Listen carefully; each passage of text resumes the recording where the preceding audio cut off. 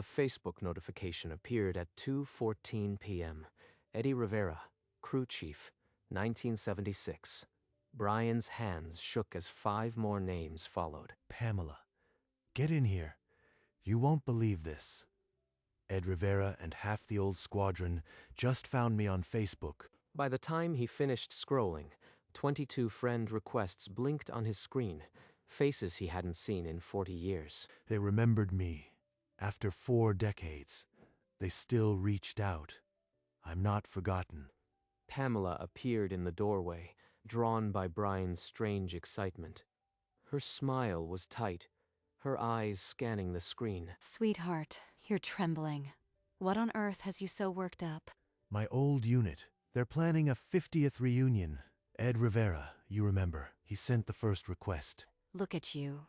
You're exhausted. Go on and nap. I'll sit with your account. I'll make sure nothing important gets deleted by mistake. Brian's head drooped within minutes. His breath slowed into the deep rhythm of an afternoon sleep. Pamela's expression hardened. One by one, she clicked block. Eddie Rivera, gone. Then the crew chief, the engineer, the navigator. All 31, erased in 6 minutes. The afternoon light shifted. Brian woke with a start and checked his laptop. The notification badge was gone. His screen was empty. That's odd. Over 20 requests this morning. Did I imagine it? I warned you, Brian. It was a scam. Those friend lists get sold to data brokers. I cleared them for you. Eddie Rivera isn't a data broker. Pam, I flew with him for 6 years. I'd know his face anywhere. You are upset over nothing. Drink your tea.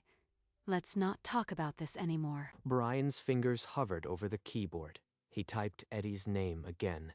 No results. The account had vanished. A sick feeling coiled in his stomach. This wasn't the first time he'd lost contact with someone from his past. Something is buried here. I need someone who understands this technology. Later, he opened his old flight album. A faded photo stared back. 23 men in uniform, his hand resting on a C-130. The silence in the room pressed on him like a physical weight. He had never felt so alone. 2 days later, his phone buzzed again. 4 more friend requests from squadron members. Brian's heart leapt, then tightened with dread. Not again. I have to accept them fast, before they vanish.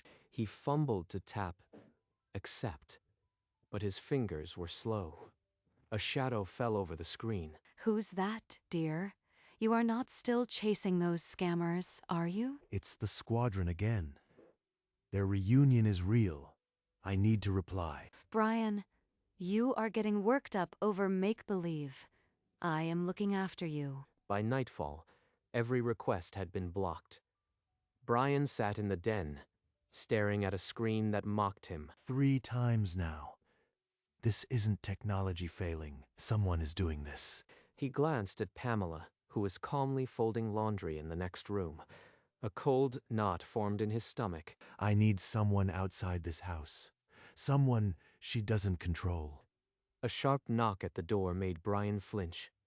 Tyler walked in, backpack slung over his shoulder, and stopped when he saw Brian's face. Grandpa, you look like you haven't slept. What's wrong? Tyler, I need you. Something's happening on my Facebook. Things keep vanishing. I think I am being blocked from my own account. Tyler dropped his bag, dragged a stool close, and pulled the laptop onto his own lap. His fingers started moving before Brian could finish. Show me exactly what you saw. I know where to look. 3 separate times. Old war buddies sent requests. By evening, every face was gone. Pamela said it was a scam, but these men were real. Tyler clicked through menus, his expression hardening. The browser history was clean, but something else was off. Grandpa, your blocked list is huge. It's been hidden from your regular view. Someone didn't want you seeing it. I knew it. She's been managing me like an inmate, but I can't say that to him yet. Let me dig deeper. I'll find out who did this and how long it's been going on. Tyler clicked into the blocked users page. A long list unfurled. Names, dates, and profile pictures. All men. All old. There are 31 blocked profiles here. Grandpa, every single one has a military-themed avatar. Eddie Rivera, Tommy Hawkins, Dave Chen. These are my crew. These are the men who are trying to reach me. The list read like a roll call of the ghosts from his past. Names he hadn't whispered in decades. She didn't just block a few. She blocked all of them. Every single one. This is evil. Look at the dates. These blocks go back weeks, but the earliest ones are from years ago. Someone's been doing this for a long time. Brian's hands tightened on the armrests. A fire kindled behind his eyes that hadn't burned in years. Pamela. She told me they were scams. She said she was protecting me. She's been lying to my face for 20 years. We need to see what else she's done. Let me check the messages and activity log. 31 men blocked. 31 lives silenced by a single person. And Brian could feel the weight of the years he didn't even know he'd lost. Tyler scrolled through the sent messages folder. Buried beneath years of mundane updates, one thread stood out. A single line to Eddie Rivera. Grandpa, this message was sent from your account 6 days ago, but you didn't write it. Eddie, please stop reaching out. My husband is in cognitive decline. He cannot attend any reunion. Do not contact us again. She told them I am senile. She made me look incompetent. It gets worse. She copied this same language to at least 4 other men. Brian's hand flew to his mouth. The lie was not just a lie, it was a strategy. 20 years of silence. Every friend I ever had, she erased me from their lives. The laptop screen blurred as his eyes welled. The evidence was finally in front of him, sharp and merciless. We're not letting this stand, Grandpa. I am with you. Brian nodded slowly, wiping his face. The pain was transformative. It was now resolve. Tyler scrolled deeper into the activity log. The blocks didn't stop with the squadron. They stretched across 2 decades of Brian's life. Grandpa, look, here is your old neighbor Frank, blocked in 2019. Your cousin Marie, blocked in 2016. A former coworker, 2014. She cut me off from everyone. Not just the squadron. Every person who ever mattered. Brian leaned forward, gripping the wheelchair arms until his knuckles turned bone white. 20 years, Tyler. She's been pruning my life like a garden she owned, isolating me so I'd have nowhere to go. There's a pattern, Grandpa. Anytime someone got close, they were blocked within days. She's been systematic. Brian slammed his fist on the armrest, the whole wheelchair rattling. The sound echoed like a gunshot in the quiet den. I am not a pet. I am not a patient.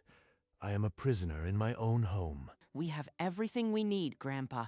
The question is, what do you want to do about it? Brian stared at the screen, but his eyes were already fixed beyond it, toward a decision that would shatter the last 2 decades of his life. Brian wheeled himself closer to the laptop and nodded at Tyler. No more hiding. It was time to speak back. Type this. Eddie, it's Brian. My account was compromised, but I am here. Tell me when and where. Sent. Let's keep the laptop open and wait. She won't check it if you are quiet. Hours crawled. Finally, a ping shattered the silence. A new message from Eddie Rivera appeared on the screen. Brian, we've been trying to reach you for years. The reunion is in 3 weeks in San Antonio. Can you make it? We never stopped hoping. They never stopped hoping. They thought I was gone, but they never gave up. The tears came freely now. Brian covered his mouth, but the sobs broke through, decades of silence flooding out. We're going, Grandpa. I don't know how yet, but we'll get you to that reunion. Brian wiped his eyes and raised his hand. Tyler met it with a high five, a quiet pact sealed in the dim light. I am not missing another chance. I am done being a prisoner in my own life. I am going to San Antonio. Tyler. I don't care what lies I have to tell. They've waited 40 years. I'll go with you, Grandpa. I can handle the flights, the wheelchair arrangements, everything. She doesn't need to know. He's serious. The kid's already calculating logistics like a loadmaster. We'll tell her you are spending a few days with me while my parents are away. She'd never check with them. She's got eyes everywhere, Tyler. But this is one mission I am flying solo in my head. Tyler grabbed his phone and started typing. In minutes, he had an airline site open and began mapping out routes. I haven't planned an operation in 50 years. But this one, matters more than any cargo I ever pushed out of a plane.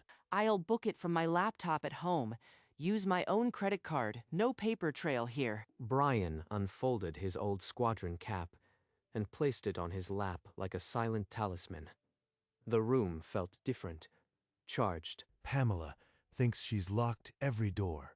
She forgot I still have a key. Pamela had learned to read Brian's silences. But his new smile, the way he hummed old Air Force cadences, was a noise she didn't control. You seem cheerful lately, Brian. Anything you want to share? Just feeling nostalgic. Tyler showed me some old photos. She didn't believe him. That night, while Brian dozed, she took his phone and scrolled. She found nothing incriminating. The messages to Eddie were buried in the blocked folder. She almost put it down. He's getting clever. But he's not that clever. I need to check his email. She opened his email, her fingers hovering over a message from Tyler with an attachment. Subject: flight details here. The bathroom door opened. Brian's voice called out. She closed the tab in a heartbeat, pulse racing. Brian wheeled in, eyes still heavy from sleep. He saw nothing, but Pamela felt the air shift.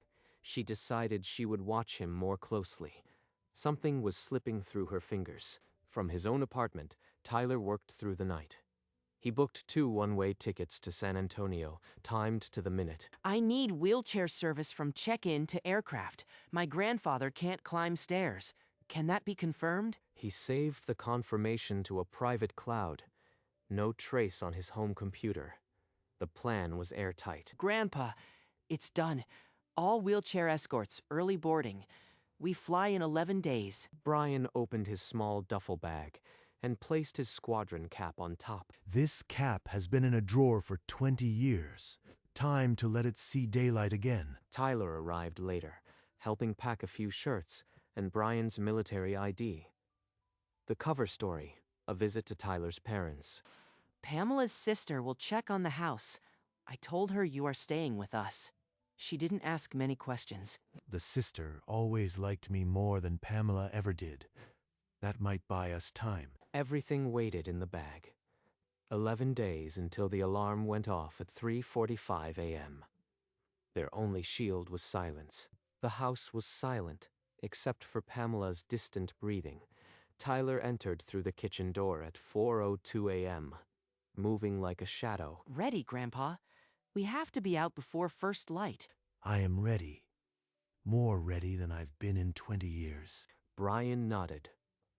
Tyler pushed the wheelchair across the den, careful to avoid the floorboard that always groaned. Outside, the cold April air bit their faces. Tyler folded the wheelchair with practiced speed and hefted it into the trunk. Smooth so far. No lights in her window. One final check. No shadow in the upstairs hallway. Then we're gone. The car hummed to life. Tyler backed out of the driveway without hitting the brakes, letting the slope carry them onto the street. Step on it, Tyler. We're airborne. The first orange sliver of sun broke over the houses behind them. Brian didn't look back. The airport terminal was a blur of travelers. Tyler pushed Brian to the check-in counter where an agent had already flagged their reservation. We have wheelchair assistance booked. 2 tickets to San Antonio, departing 7:20 a.m. Brian passed through security in the aisle chair, flinching as the metal detector beeped over his hip replacement. 50 years ago, I flew out of Travis AFB with 90 soldiers in the back. Now I need a teenager to handle my boarding pass. On the jet bridge, A flight attendant guided Brian into the first row bulkhead seat. Tyler took the window across the aisle. Window seat. I want to see the wings like the old days. The engine spooled up, a vibration Brian felt in his chest. For a moment, he was 30 years old again. Pamela kept me from airports for 18 years. But this shaking floor, it is waking me up. As the plane lifted off, Brian pressed his palm to the cold window. He was in the sky, and no one could block him now. I do not know what I will find in San Antonio, but whatever it is mine. The arrival gate held a small crowd of gray-haired men in faded flight jackets and squadron caps, scanning every wheelchair that came through the doors. Grandpa, look. The one in front. He's holding up a sign that says Kellerman. Eddie Rivera's hand dropped. He squinted. Then his whole face crumpled with recognition. He shouted Brian's name. Kellerman, Brian, you made it. I knew you'd come. Eddie rushed forward, fell to one knee, and wrapped his arms around Brian's shoulders. Neither man could speak for a long moment. 40 years, brother. I thought you were lost to us. Tyler stepped back, raising his phone to capture the scene. A dozen old veterans gathered around Brian's wheelchair, each hand reaching to touch his shoulder. An hour later, the hotel lobby erupted as more old-timers poured in. The 50th anniversary banner hung over the bar. I am surrounded by faces I never thought I'd see again. This is not a dream. This is real. Eddie clapped a hand on Brian's back. We've got 3 days, and we're not wasting a minute. Brian let the noise and laughter wash over him, content to simply be present. The banquet hall buzzed. Medals clinked on lapels. Round tables filled with men who once held the same C-2130 railing. To the finest loadmaster who ever kicked a pallet out of a sea of 130 at 22,000 feet. A dozen glasses rose around Brian. He laughed until his ribs hurt, feeling the weight of the years peel away. You remember that engine fire over Okinawa? Eddie was out of his seat before I could finish the checklist. The table roared, but Brian caught Eddie's glance. It didn't match the laughter. It was too careful. A door held half open. Something's missing. They're welcoming me home, but there's a ghost at the plate. He saw another man lower his eyes when Brian mentioned the old commander. A few forks paused. The silence was too short, but Brian felt it. They know something I don't, and they're waiting for the right moment to tell me. The evening wore on with more toasts and old war songs. Brian let his suspicion sink under the warmth, but it refused to drown. Later, when the hall thinned out, Eddie sat beside Brian's wheelchair. His face was softer now, and heavy with something unspoken. Brian, there's something I've needed to tell you for 20 years. Your wife, she didn't just block us this month. Eddie pulled out a folded sheet from his jacket. Dates, names, and a long list of events Brian had missed. The paper trembled in Eddie's hand. Typed invitations, unanswered emails, a photo of their old commander at his retirement. We invited you to his awards ceremony in 2005, his funeral in 2011. Every time, a message came back saying you were too unwell. Brian stared at the evidence. His old commander's funeral program, a photo of the citation ceremony, all covered with his name in print, absent. I didn't miss these because I was sick. I missed them because I was a prisoner. I still have the squadron patch the commander wanted you to have. He asked for you in his last days. Eddie pressed the old patch into Brian's palm. The stitching was worn, but the colors still held. Brian's chest heaved. A quiet sob broke from him, the sound of 20 years of erasure falling apart. You are here now, brother. That's what matters.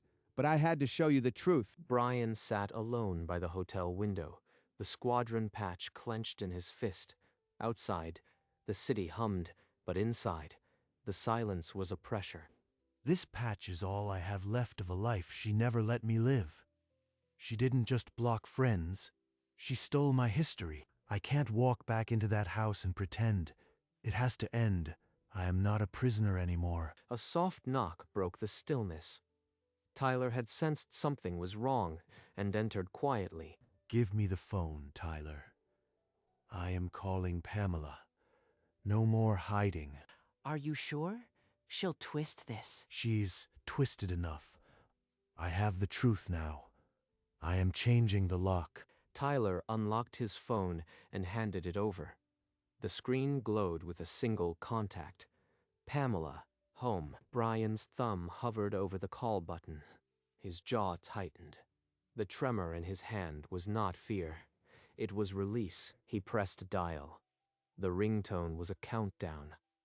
Outside the window, the first lights of the city flickered.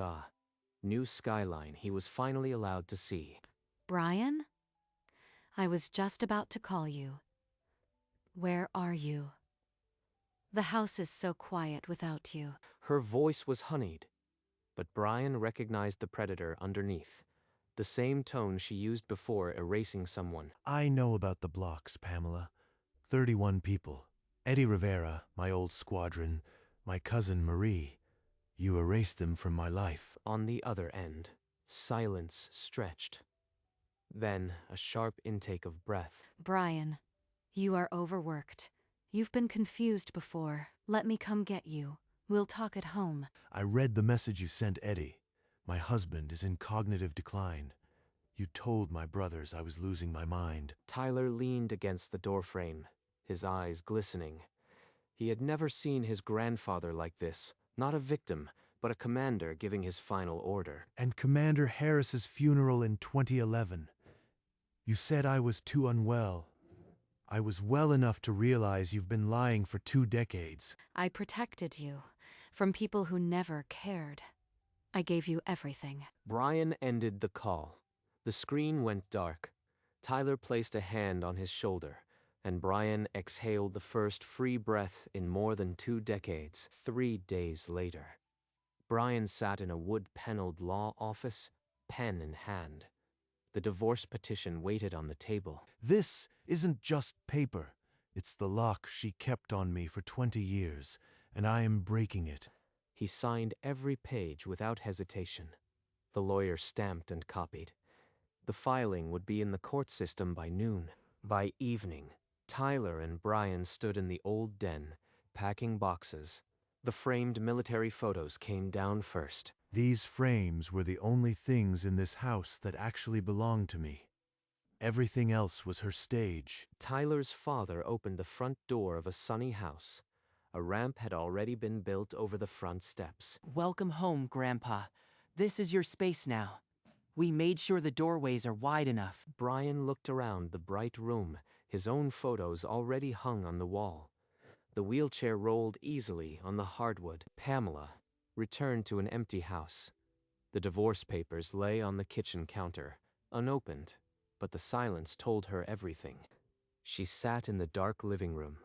No one to block, no one to control. The strategy that had worked for decades had finally failed. A month later, Brian sat at his new desk every Tuesday evening, laughing with Eddie and the crew on a video call. The screen glowed with faces he'd missed for decades. You old buzzards better not start without me next week. I still owe Eddie a round for Okinawa. After the call, Brian opened his phone contacts. He scrolled to Pamela and pressed block. The action took 1 second, but it carried the weight of 19 years. I blocked her, just like she blocked them. But my block is permanent. That weekend, Tyler's family set the dinner table for 5. Brian's spot was at the head, his wheelchair tucked neatly beside the chair. Grandpa, you are the official storyteller now. Dad won't stop asking about the fire over Okinawa. Well, listen close. I've got 100 of them, and now I finally have an audience who wants to hear them. The room filled with laughter. Brian looked around at the faces of his daughter-in-law, his grandson, his found family. This is what I fought for. Not just a country, this table, these people. Later that night, Brian opened his laptop again. A new friend request blinked, another old crewmate who'd heard he was back. He accepted it immediately. 1 year later, Tyler stood in the living room in a crisp Air Force uniform. Brian looked up from his wheelchair, unable to speak. You told me once that the best thing you ever did was serve. I had to see it for myself. At the airport departure gate, the same place Brian had escaped to freedom, the roles were now reversed. Ryan pinned the silver wings onto Tyler's chest. You are carrying the same wings I once wore. Don't let anyone ground you without a fight. Tyler bent down and wrapped his arms around Brian. The wheelchair creaked, but neither man let go for a long moment. The final boarding call echoed. Tyler straightened up, adjusted his cap, and walked toward the jet bridge. There goes my legacy. Not a blocked account or a trapped old man. A new airman. Tyler glanced back over his shoulder and smiled. Brian raised his trembling hand, not in goodbye, but in salute. The wheelchair stayed still until the gate door closed. Then Brian turned and rolled slowly toward the exit, a sense of weightlessness in his chest. I lost 2 decades to a lie, but I won this day. That afternoon, Brian sat in his recliner by the window. The house was quiet, but not empty. On his lap lay the old flight album, open to the same photo he had stared at months before, but something had changed. The last time I looked at this, I felt erased. Now I see a room full of people who never forgot me. He looked up at the wall. Among the faded squadron photos, a new frame hung, Tyler in his Air Force uniform, wings shining. She blocked my past, but she couldn't block my future. She tried to isolate me, and instead I ended up surrounded. The afternoon sun caught the silver in his beard. He closed the album and leaned back. The woman who tried to erase every connection from his life had only sharpened what could not be erased. He had been found by his squadron, by his grandson, by a family that chose him. And in the finding he had found himself. The wheelchair sat still. The man in it no longer waited for anything. Brian Kellerman was home.